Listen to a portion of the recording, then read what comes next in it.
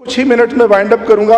जनाब स्पीकर, ये सारी चीज़ें आप जितने मर्जी टैक्स लगा लें, IMF के शिकंजे में पूरी कौम को जकड़ दें, ये उस वक्त तक ये मुल्क इस गिरदाब से नहीं निकलेगा जब तक आप इस मुल्क में सियासी इस्तेहकाम नहीं लाएंगे। और सियासी इस्तेहकाम आएगा और तो फिर ही माशी इस्तेहकाम आएगा।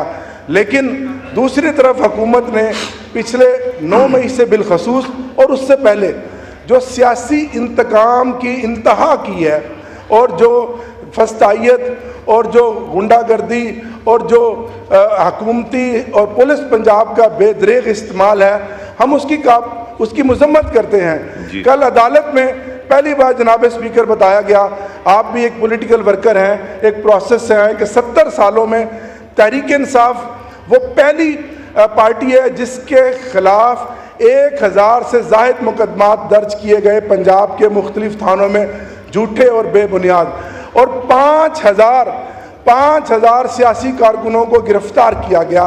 और अंग्रेज़ के फरंगी के बनाए हुए MPO के काले कानून के तहत जनाब स्पीकर इतनी बड़ी मिसाल सियासी इंतकाम की कोई नहीं मिलती। और ना सिर्फ बल्कि उन पर मुकदमात बनाए गए।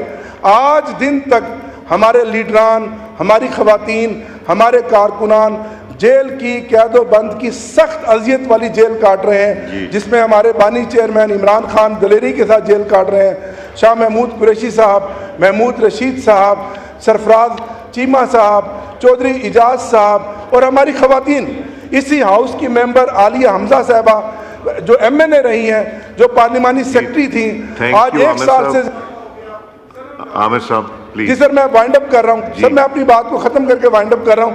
लेकिन आज तक इस ऐवान में खवातीन मेरी बहनें बैठी हैं, वो उनकी कुलीग थी, किसी ने आलिया हमजा की बात नहीं की कि पहले उसको लाहौर के थानों में 6 महीने फिराया गया, फिर वहाँ से जमानतें हुई, फिर मियाँ वाली, फिर सरगोदा, और आज सख्त गर्मी के अंदर गुजरांवाला में सनम जावेद को, यास्मीन राशिद को और आलिया हमजा को रखा हुआ। सर, इस तरह की फस्तायत की मिसाल तो बदतरीन मार्शलों में भी नहीं मिलती। तो इसकी जितनी मजम्मत की जाए कम सर, लेकिन मैं ये चाहूँगा कि आप इसमें अपना रोल अदा करें। और जो वो अरकान जो इस हाउस का हिस्सा थी, सेनेट के चौधरी इजाज साहब सेनेट का हिस्सा थे, उनकी रिहाई जो कि झूठे और बेबुनियाद मुकदमात में है, उनकी रिहाई के लिए फिलफोर इक़दाम किए जाए। और जो भी कुछ कर ले जनाब स्पीकर, हमारा लीडर इमरान खान जो है वो डट कर खड़ा। जी हाँ, थैंक यू। खोले माइक सर 1 मिनट। इन तमाम मसाइल का स्पीकर साहब, इन तमाम मसाइल का हल सिर्फ एक ही है कि वो इमरान खान इंशाल्लाह जब इस मुल्क का वज़ीर-ए-आज़म बनकर इस कुर्सी पर आकर बैठेगा तो ये मुल्क तरक्की करेगा, इस मुल्क में खुशहाली आएगा। और ये जो बैसाखियों पर मुब्तला फॉर्म 47 की हुकूमत है, ये अपने घर जाएगी। तो जनाब ये थैंक यू आमिर साहब, थैंक यू। जी आमिर साहब एक शेर के साथ बात खत्म कर रहा हूँ सर। आज पूरी कौम ये कह रही है और मेरे साथी भी मेरे साथ नारा का जवाब देंगे कि कौन बचाएगा पाकिस्तान, कौन बचाएगा पाकिस्तान।